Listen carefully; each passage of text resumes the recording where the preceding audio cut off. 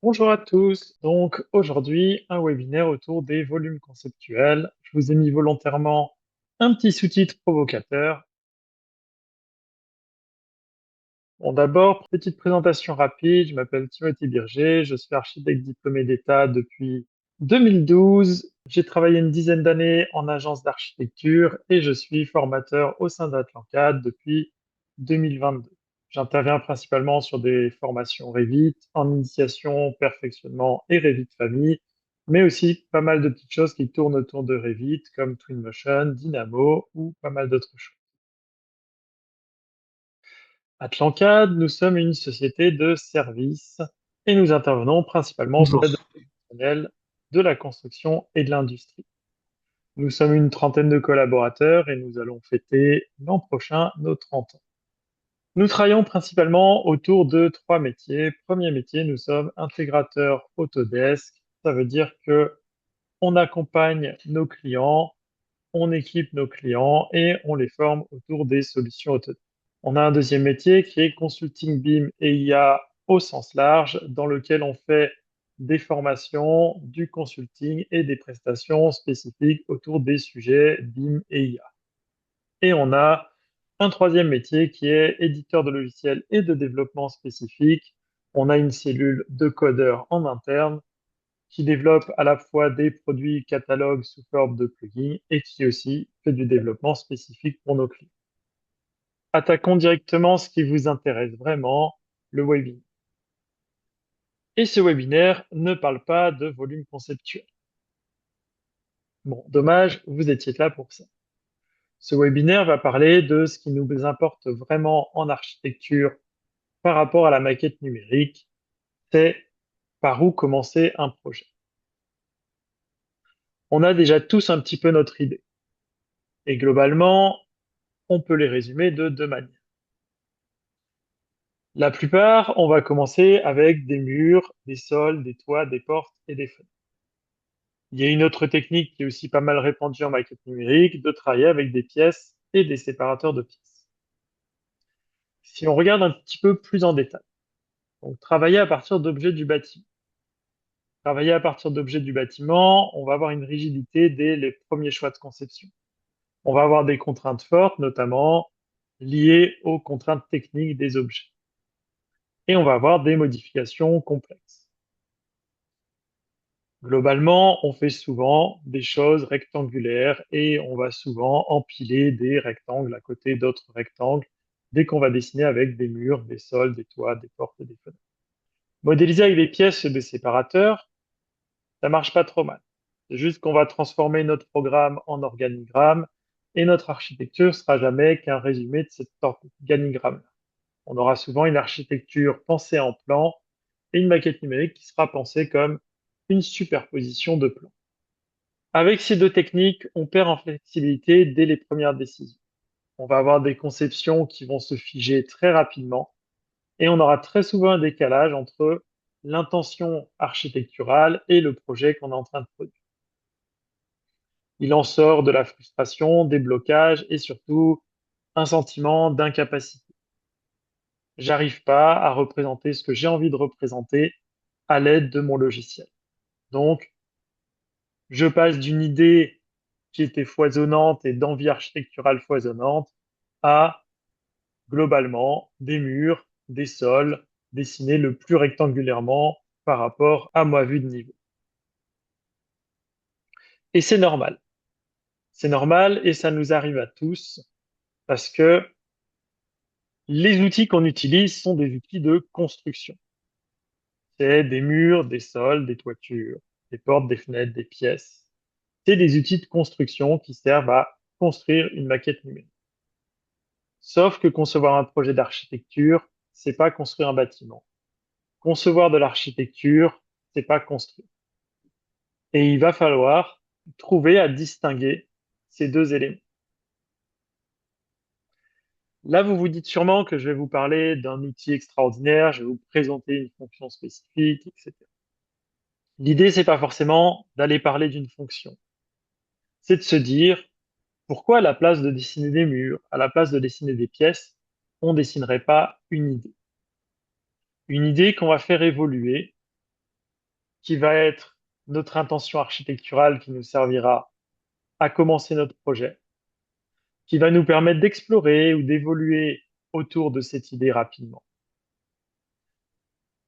On va trouver des manières de transformer progressivement cette idée en bâtiment architectural, utiliser, extraire des données de cette idée pour pouvoir prendre des décisions avant même que le projet soit avancé ou achevé, et continuer à faire évoluer un projet tout en faisant évoluer cette idée sans à chaque fois devoir tout construire, tout reconstruire, supprimer, déplacer énormément d'éléments.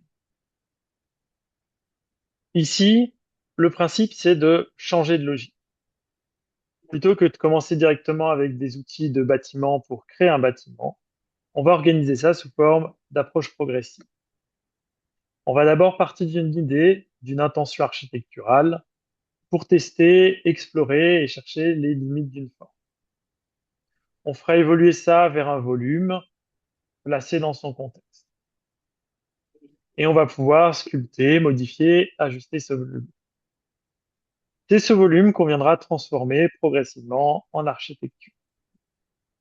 De ce volume et de cette architecture-là, on pourra bien sûr, comme on est dans une logique de maquette numérique, explorer des données, exploiter des données afin de pouvoir prendre des décisions.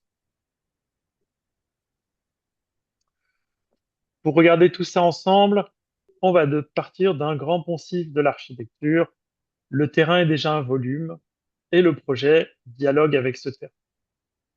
C'est normal et on fait ça depuis la première année d'études d'architecture. C'est très dur de travailler sans terrain.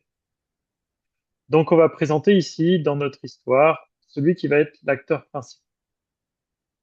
Alors, comme site, j'ai choisi le parc des Pyramides à Lille. C'est un site qui est très intéressant parce qu'il est actuellement totalement sous-exploité, alors qu'il présente un enjeu majeur. Il est à 2 pas du centre-ville de Lille, il est à 2 pas de la citadelle qui est le poumon vert de Lille, sur le bord de la Deule, et il a des reliefs intéressants et marqués, ce qui est plutôt rare dans le Nord. Il a des connexions urbaines relativement proches, ce qui en fait un site très particulier. Dans l'histoire qu'on va suivre aujourd'hui, on va se dire que on travaille sur un projet de musée d'art contemporain autour de ceci. Si on va un petit peu sur Revit et qu'on regarde à quoi il ressemble sur Revit, donc je suis venu l'implanter sur Revit, on voit qu'il a des reliefs intéressants, qu'il a une connexion à des boulevards sur sa partie sud, qu'il ouvre vers des vues au nord, à l'est et à l'ouest autour de la Deule, et qu'il est vraiment à 2 pas de la citadelle sur la partie nord-est. Première question qu'on va se poser, c'est comment représenter une intention, une idée architecturale, sans construire un bâtiment. Une intention qui est basée sur mon site. Et c'est là que je vais commencer à utiliser mes volumes conceptuels. D'ailleurs, comme je veux travailler sur une idée, je vais l'appeler idée. Qu'est-ce que j'aimerais tester sur ce site? Je sais qu'on a des connexions au sud, je sais que on a une rive ici qui peut être intéressante à exploiter, qu'on a des ouvertures sympas sur la Deule, sur la partie nord, et qu'on pourrait créer une sorte de promenade architecturale le long des rives. On a aussi du dénivelé intéressant qui fait qu'on a actuellement 2 sortes de promontoires, d'où le nom du parc, qui peuvent être des jardins très intéressants. Ce que j'aimerais tester et faire, ben, c'est justement une sorte de balade architecturale ici qui s'enroule autour de la rive, et qui peut-être remonte pour séparer ce parc en deux. On aurait une partie du parc à l'extérieur, une partie du parc qui serait plutôt à l'intérieur de notre volume.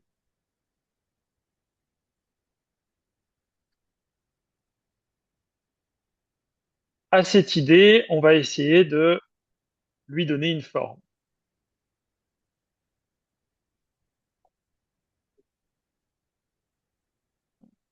On va essayer de voir comment faire ça le plus rapidement possible.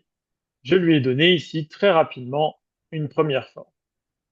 Ça ressemble pas à grand-chose, c'est pas beau, c'est pas de l'architecture, c'est pas grave, c'est une première forme de mon approche de je m'accroche au boulevard et j'ai une promenade architecturale le long de la rive qui vient s'enrouler autour pour séparer mon parc en deux et remonter sur un vol. Si cette idée évolue, forcément, ça suffit pas du tout pour faire de l'architecture. Je vais devoir faire évoluer pas mal de choses. Peut-être que dans les premières choses que j'ai envie de faire évoluer, c'est remettre deux ou trois choses un peu plus à la verticale et à l'horizontale. C'est peut-être un peu plus sympa pour travailler et on va regarder ce que ça donne rapidement.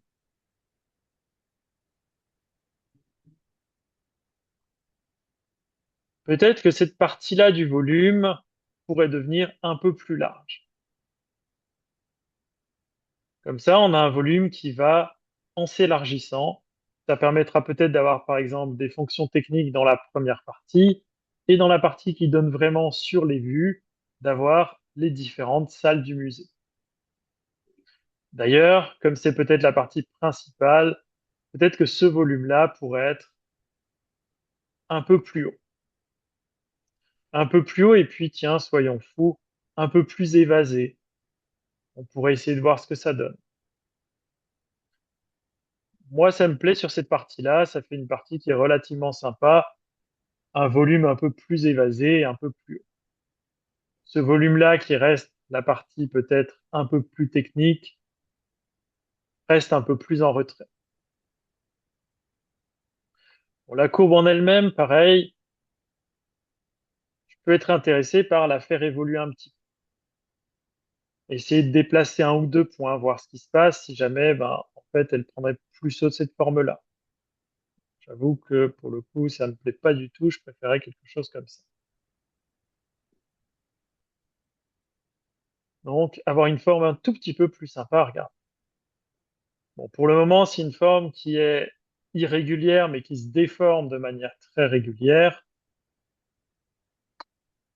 Peut-être qu'on peut regarder aussi comment la déformer de manière un peu plus irrégulière. En remontant peut-être une partie ici, et puis peut-être qu'on va redescendre une autre partie du bâtiment à cet endroit-là. Comme ça, la montée, elle se fait un peu plus sur cette partie de bâtiment et pas vraiment régulièrement sur tout l'ensemble du bâtiment. Bon, à cet endroit-là, j'aimerais bien une ouverture. J'aimerais bien quelque chose qui dise, bah tiens, ces pièces du musée, d'ailleurs, on va peut-être remonter ça un petit peu et peut-être remettre ça un peu plus, ça commence à être sympa. J'aimerais bien dire, bah, ces pièces du musée-là ont une vue sur l'ensemble de la Delaunay. Malheureusement, bah, j'ai mon bâtiment qui l'en empêche. Donc j'aimerais bien creuser cette partie-là de bâtiment. D'ailleurs, ça pourrait être intéressant, ça pourrait permettre d'avoir une terrasse ouverte sur l'extérieur pour faire, je sais pas, un petit café ou ce genre de choses.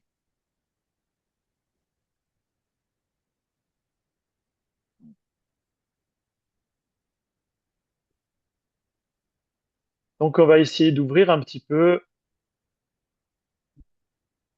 notre bâtiment sur cette forme-là, par exemple.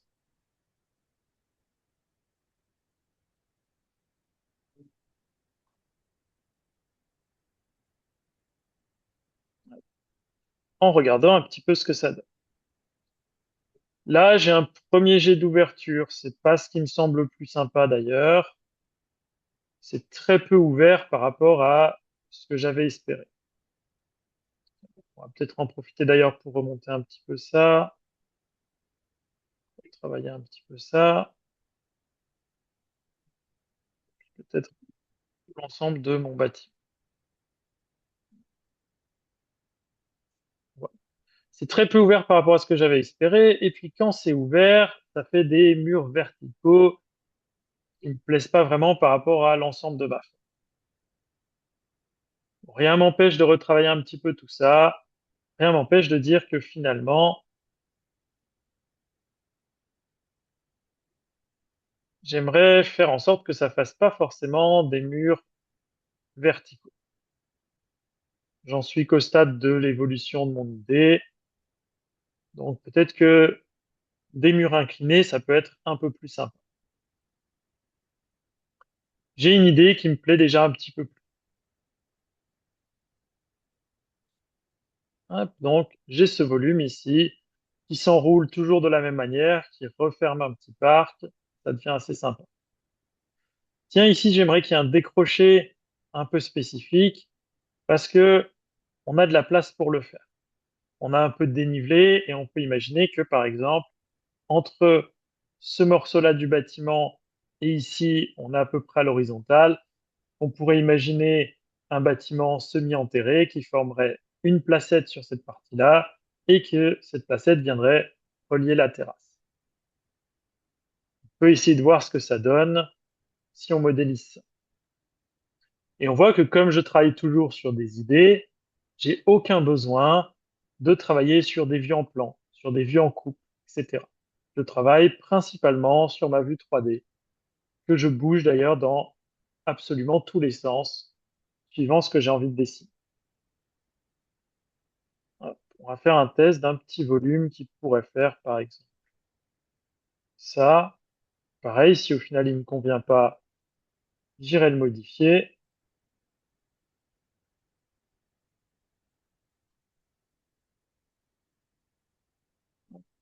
Peut-être qu'il ne me convient pas du tout.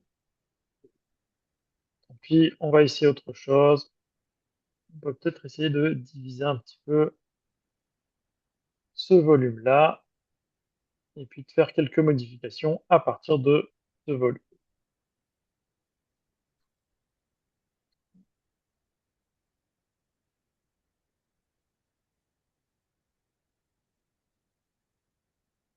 En divisant un petit peu ce volume-là, je vais pouvoir retravailler certaines parties un peu plus spécifiquement que d'autres.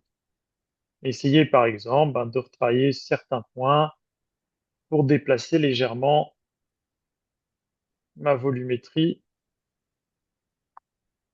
et ajuster quelque chose qui me plaît un petit peu mieux.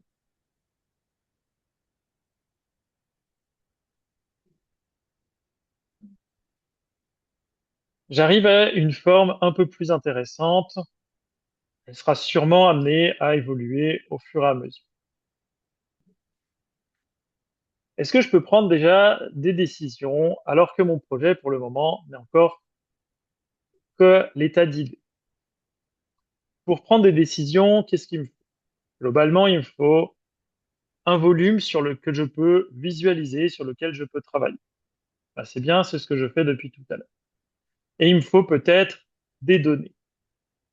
Les données les plus intéressantes pour le moment, c'est peut-être la surface que je vais construire.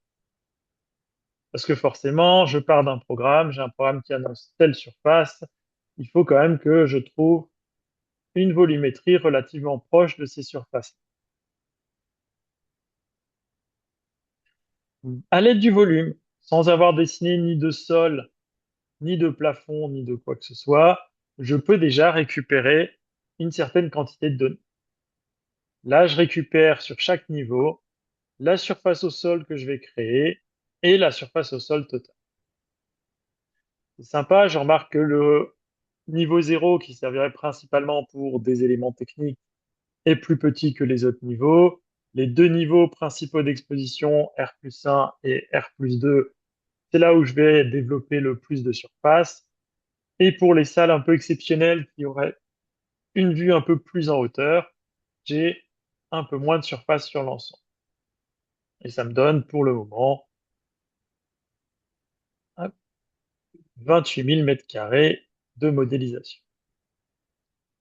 On sait que comme on est sur de la maquette numérique, de toute manière, si je fais n'importe quelle modification, même la plus minime, par exemple On pourrait regarder ce qui se passe si on recule un petit peu ces deux murs-là et qu'on ouvre complètement le bâtiment de cette manière-là. Mes données seront recalculées en temps réel. Donc ça veut dire que je suis même pas obligé de dessiner des murs, de poser des sols pour récupérer des informations. Bon, forcément, si on regarde un tout petit peu dans le détail, j'ai certaines informations qui sont un peu abusives ici. Par exemple, ici, il vient me positionner un sol qui est totalement inintéressant parce que j'ai aucune hauteur sous plafond liée à ça. Donc forcément, je peux corriger ça en remodifiant un petit peu mon volume. En redescendant un petit peu de ce côté-là, en redescendant un petit peu là, pour regarder ce que ça donne. Cette surface a disparu et j'ai récupéré des données qui sont un peu plus proches de mon programme. Admettons que dans mon programme, j'ai 25 000 mètres carrés au total, donc ce qui fait un sacré projet. À quel moment mon idée va devenir un bâtiment? Des petits tests comme ça, je pourrais en faire toute la journée.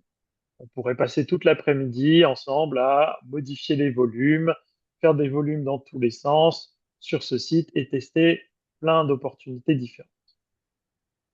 Au bout d'un moment, il va quand même falloir transformer ça en bâtiment. Donc, venir poser des murs, des sols, des toitures dans lesquelles on pourra ensuite poser des portes, des fenêtres, des pièces, retravailler l'intérieur en plan cette fois-ci, et ainsi de suite. À n'importe quel moment dans mon travail, je vais pouvoir faire ça. Je vais pouvoir dire, bah, tiens, dans telle partie, j'ai envie de venir poser des murs. Dans telle partie, j'ai envie de venir poser sol. Et dans telle et telle partie, j'ai envie de venir poser des toitures. Et j'arrive à quelque chose comme ça. J'arrive à une maquette blanche avec des murs, des sols, des toitures. Donc, un premier projet architectural. Et à partir de là, ben, effectivement, je vais pouvoir commencer à retravailler en plan, à définir mes pièces, à découper. Et si tout change, si à un moment, j'ai envie de faire des modifications dans mon projet.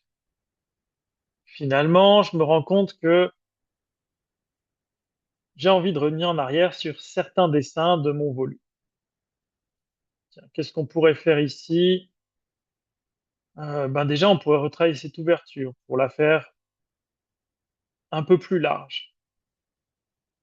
Ou peut-être pour faire en sorte que ben, elle s'ouvre avec une forme légèrement différente. Donc on va tester ça et on va voir ce que ça donne.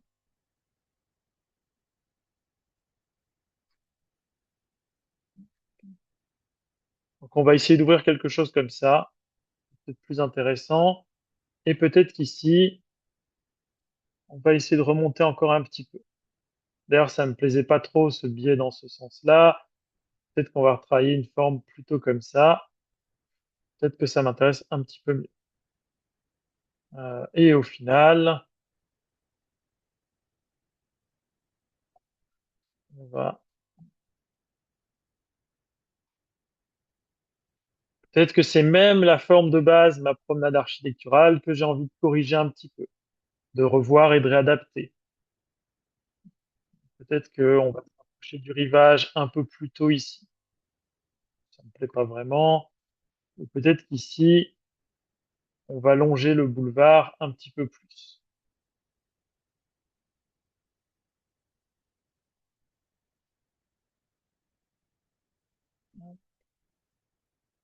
Influe beaucoup sur mon bâtiment. On va voir ce que ça donne.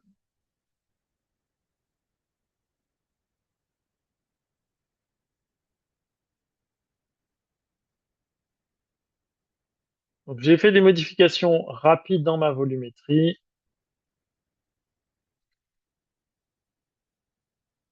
Mon bâtiment construit n'a pas suivi. Mais à n'importe quel moment, je vais pouvoir réactualiser ce bâtiment-là par rapport à la forme finale. Et j'ai récupéré des données à jour par rapport aux modifications de ma forme. L'idée ici, c'est pas forcément de dire on ne fait plus de mur, on ne fait plus de sol. C'est de retarder ces décisions-là. Plus on retarde ces décisions, plus notre projet va rester libre. Et on va les retarder à l'aide des volumes conceptuels. Qu'est-ce que nous permet du coup les volumes conceptuels? Les volumes conceptuels, on l'a vu, ils nous permettent de faire exister une idée. Ils nous permettent de faire évoluer une idée, que je vais pouvoir explorer plusieurs pistes relativement rapidement. Ils nous permettent d'adapter une idée à son contexte, beaucoup plus facilement aussi. On m'a pas vu créer de coupes, créer de niveaux, placer des objets dans des coupes, etc. Ils vont nous permettre d'obtenir des données dès l'esquisse, dès la phase de volumétrie. Et j'ai pu obtenir des données intéressantes sans avoir à placer 450 pièces dans ma maquette et sans avoir à dessiner énormément de sol. Ils vont nous permettre globalement de retarder les décisions constructives. Concevoir n'est pas construire, on l'a dit en tout début de webinaire. Les volumes conceptuels, ils vont permettre de faire exister cette différence. Construire, c'est les outils de bâtiment, les murs, les sols, les poteaux. Concevoir, c'est le travail des volumes conceptuels. Ils remplacent pas les murs, ils remplacent pas les sols, ils vont juste, en amont, vous permettre d'avoir une méthode différente. Une méthode où vous allez faire travailler vos idées, travailler votre conception architecturale avant d'essayer de construire un bâtiment. Si jamais vous voulez en savoir plus sur les volumes conceptuels, comprendre, faire des manipulations, chez Atlancad, on fait des formations spécifiques autour des volumes contextuels. Donc, on apprendra toutes les fonctions que je vous ai illustrées et leur fonctionnement. On verra apparaître d'ici quelques semaines, mois, un épisode 2 autour de ces volumes conceptuels pour commencer à travailler des façades spécifiques. Peut-être qu'on reprendra d'ailleurs le même exemple de projet et que c'est ce projet-là qui viendra encore une fois évoluer. C'est la fin de ce webinaire. J'ai essayé de faire un peu plus court que ce que je fais d'habitude. Mais on a vu que en 20-25 minutes, on arrive facilement à imaginer une idée architecturale et transformer cette idée architecturale en volumétrie. Bonne journée à tous et peut-être à bientôt pour la suite.